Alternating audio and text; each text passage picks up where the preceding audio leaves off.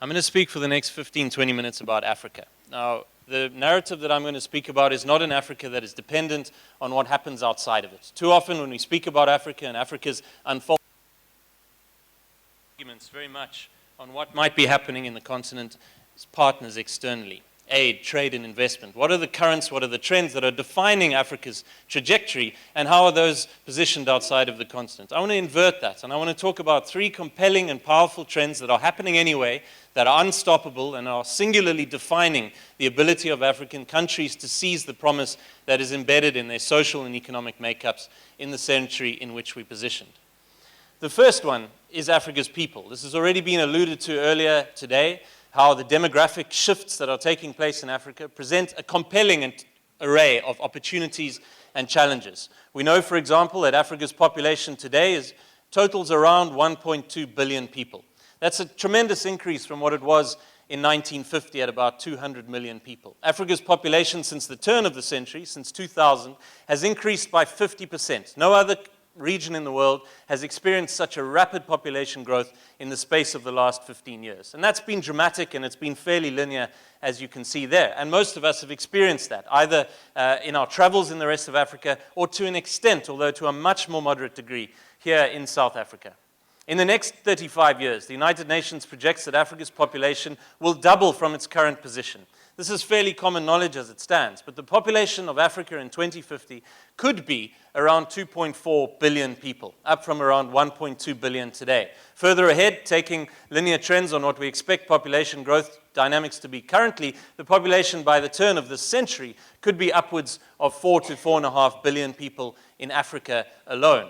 And that's obviously a tremendous and seismic alteration which is shifting the game and changing the nature and the prospects for much of the African environment.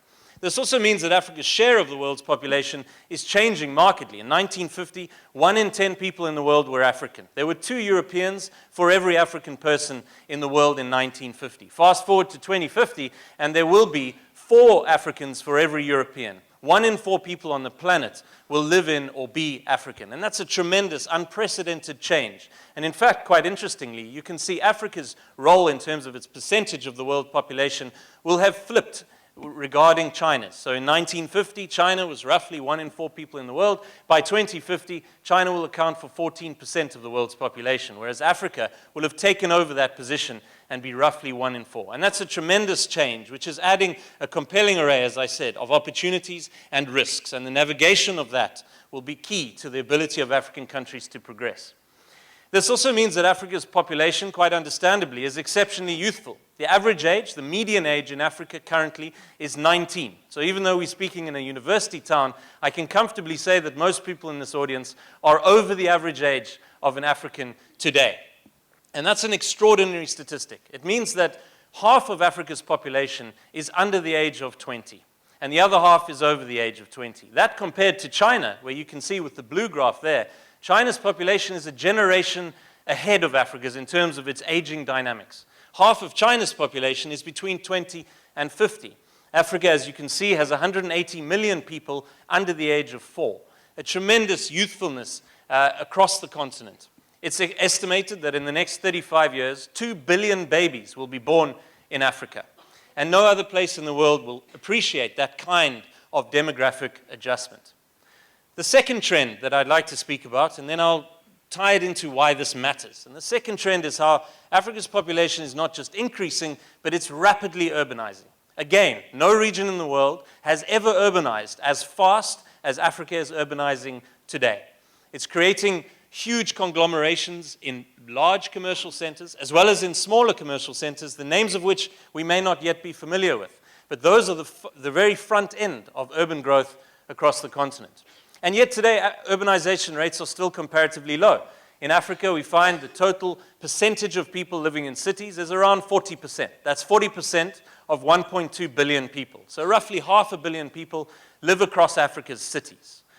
But fast forward to 2050, it's expected that Africa's urbanization rate will lift to 60%. That's 60% of 2.4 billion people.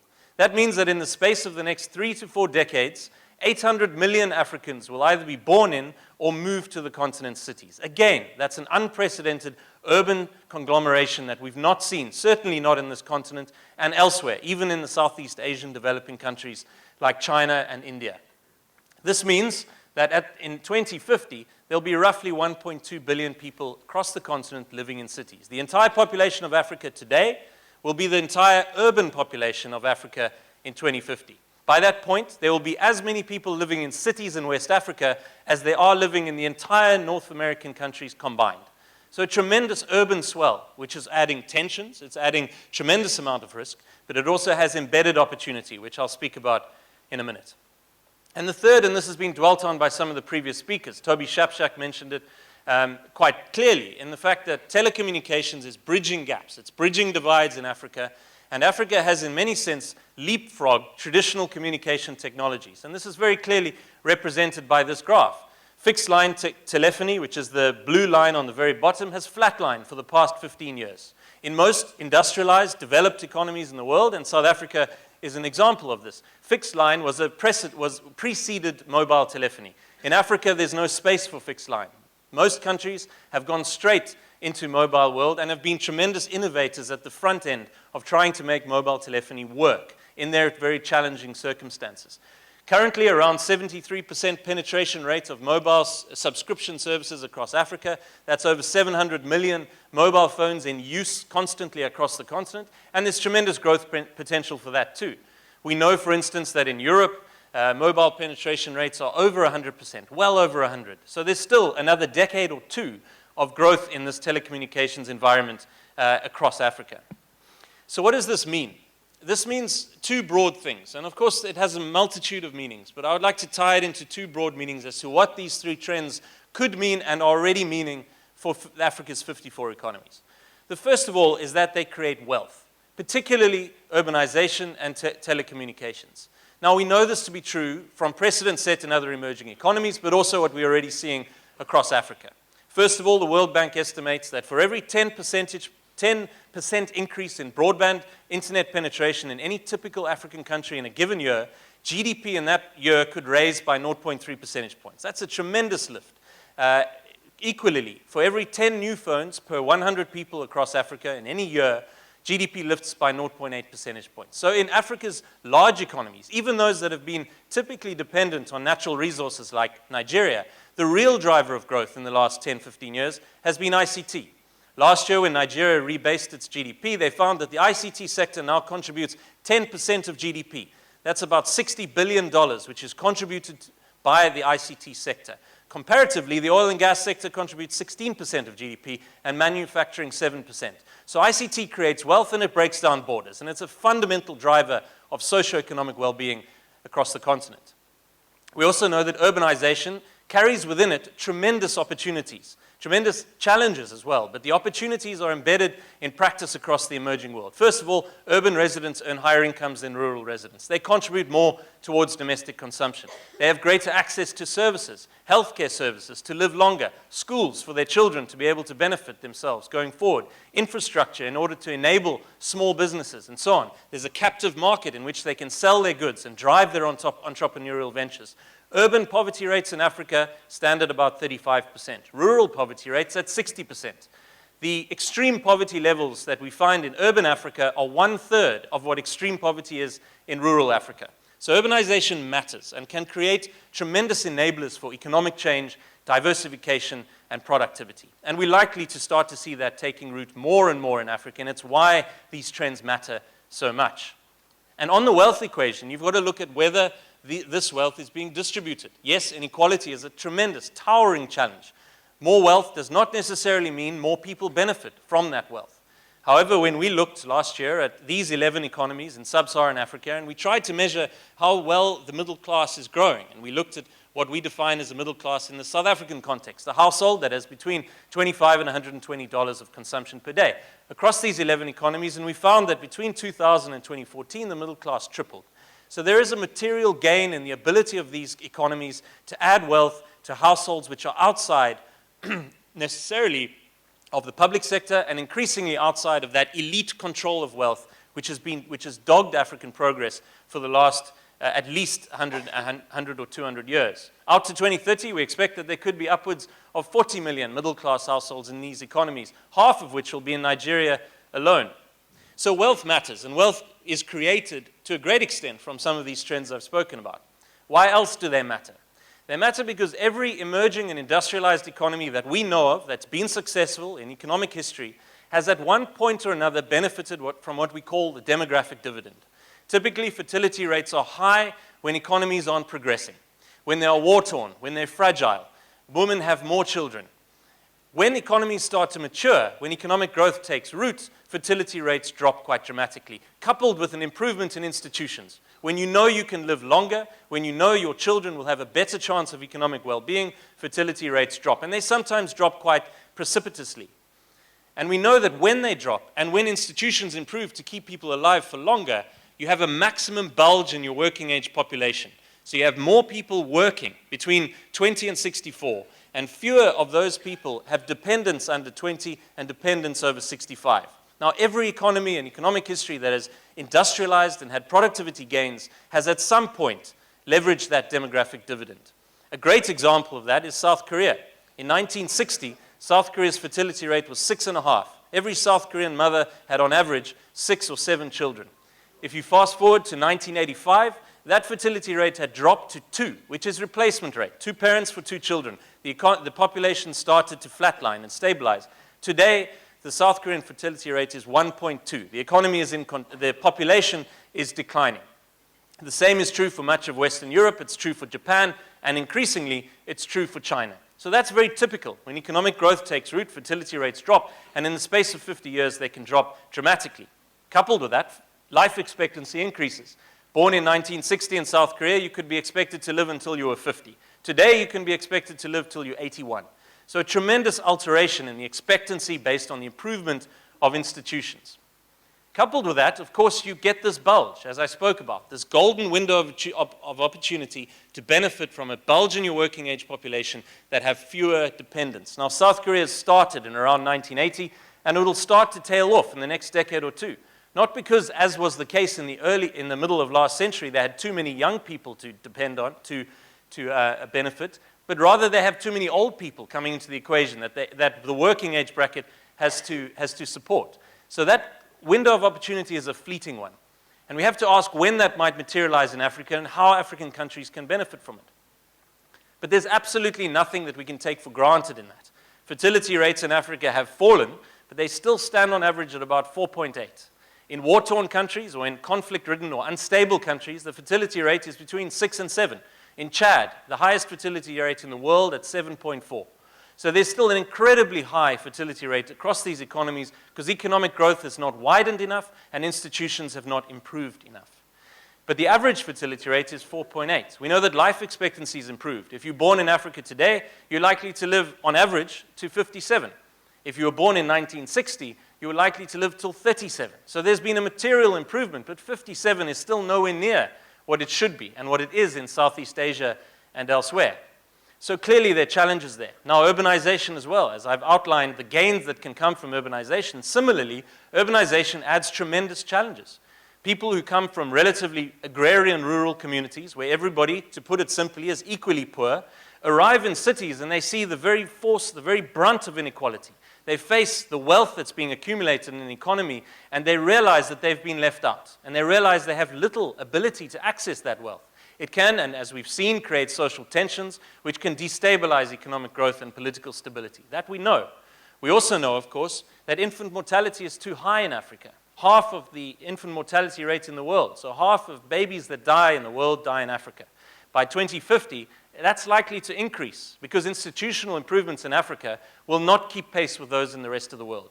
So it's not to say that these gains are absolutely guaranteed, but it certainly is clear that the trends themselves are presenting somewhat of an opportunity for that demographic dividend to take root. Africa's the yellow line. The blue line is Europe and the gray line is China. And you can see that their dependency rates are bottoming out and they're starting to lift now as populations become older. The old question is, will China grow rich before it grows old? And that's one of the major questions facing Chinese policymakers at the moment. In Africa, dependency ratios will only reach about 50, as in the lowest point in their history, around 2050, 2060. Now, what can speed that up? And that's what the urgency of the decisions made now is what we really need to encounter. What can speed it up is improvement in institutions. So a far greater improvement in institutions than this graph would suggest is likely to take place. And that also rests on leadership. It's problematic, to say the least, that the average African today is 19, the average head of state is 62. You have a multi-generational gap between your average leader and your average citizen. The average age gap between leader and citizen in North America is 16. It's 16 in Europe as well, and it's about 25 throughout Southeast Asia. Here, we have a multi-generation gap between the ability of leaders to interact and connect with the bulk of their citizens, and that's problematic in itself. So institutions and leadership have to improve, and we know that is one of the major factors underlining the ability of Africa to progress from its current position. However, I would argue that most of these trends will be self-fulfilling. They'll happen anyway. They'll happen regardless of whether leadership wants them to happen. The leadership won't be able to determine whether populations grow or don't grow, whether people move to cities or don't, whether people communicate or not. These are unstoppable forces. And to a great extent, in social science, the congruence theory would suggest that the greater the gap between people's expectations and the reality of what they expect in its existence. So let's take, for example, freedom of expression and democracy. The greater the gap between what people expect and what people get, the greater the chance of disruption to bring those two together. And in that context, you can quite clearly see, and you can quite clearly understand what took place in the Arab Spring in Libya, Tunisia, and Algeria, and Egypt a couple of years ago. It's not surprising that the leadership of those three countries had collectively, as in put together, ruled for almost 100 years across those three economies. Now, socioeconomic progress was fairly pronounced. In Libya, life expectancy was 72. You had a chance of living 20 more years in Libya than the African average. And yet the restriction on freedom was so pronounced and the desire for change was so pronounced that it produced this tremendous seismic disruption of the political systems there. Those three countries currently face very divergent prospects. Tunisia has made fairly decent strides towards some kind of multi-party democracy. Egypt made some strides and has now fallen back. And Libya is mired in intractable and deep conflict, which it won't emerge from for at least the next 5 to 10 years. So we know that the outcome can be rocky. And to go back to what Chimamanda was saying, we should avoid the idea that Africa has one story, that the outcomes will be linear and easy to predict. And I think the 54 economies that we face are going to have a multitude of different scenarios that we'll see play out. And much of this will rest on those institutions. It still matters far too much where you're born in terms of how long you'll live and how good a chance your children have of gaining access to education and improving their lives. If you're born in Nigeria today, on average, you'll live 20 years less than if you're born in Algeria. And your children will have a 3 in 10 chance of getting to secondary school compared to an 8 in 10 chance in Algeria. This divergence makes it harder and harder to talk about one Africa. And I'm reminded to a great extent of the Polish author Ryszard Kapuscinski writing in the last century about the African experience in the post-colonial environment. And he said, the continent is simply too large to describe. It's a veritable ocean, a separate planet, a varied, immensely rich cosmos. Only with the greatest simplification for the sake of convenience can we say Africa. And I think in a sense this is what Chimamanda was alluding to. It's impossible to aggregate across Africa. It's impossible to define a single outcome for economies which are so deeply diverged and have such different trajectories. It's why this narrative is interesting and it's compelling, and many of us like to see it. But it's not singularly true. There are many economies which don't fulfill this narrative. It's one story of Africa. And in rejecting that, we should similarly reject this story of Africa. The idea that the intractable conflict, the fact that you have terrorist threats like Boko Haram pictured here and Al-Shabaab in East Africa, you have these external forces buffeting African economies like a downturn in commodity prices, Chinese economic slowdown, a reduction in aid flows from the Western world, and so on and so forth, fills into this narrative. The reality, of course, is in between. The reality is that Africa's progress will be neither linear nor guaranteed. It will be bumpy and temperamental. And what will define it, I would argue, is not the external environment in which it sits. It won't be defined by the quality and caliber of leadership, necessarily. It'll be defined by the capacity of countries to manage these three trends that I've spoken about in a way that generates growth and productivity, as opposed to trying to belligerently oppose them, try and suppress them, in so doing drawing energy from progress. And that energy is driven into protest, which rescinds the idea that Africa can progress in the way it was. And the fundamental defining feature for me, for Africa, for this century, will be these three trends. It's people, the manner in which these people are moving to cities, and the manner in which these urbanized people are connecting, communicating, and transacting. That will be the defining feature of Africa's progress, and between those countries that are able to reap those advantages and those that will stall and even turn back. Thank you for your time.